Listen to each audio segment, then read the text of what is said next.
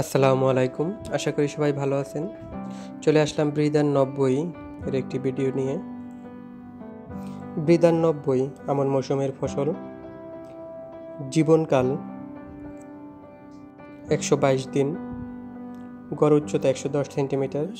চালের বৈশিষ্ট্য, চাল খাটো কিন্তু মোটা, ছোট দানা বিশিষ্ট চাল।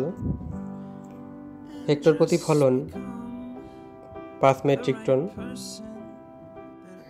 ব্রিদান 90 এই ভিডিওটি যারা শেয়ার করবে তাদের ভিতর থেকে একজনকে আমি লটারির মাধ্যমে নির্বাচিত করে ব্রিদান 90 এর 5 কেজি বীজ ধান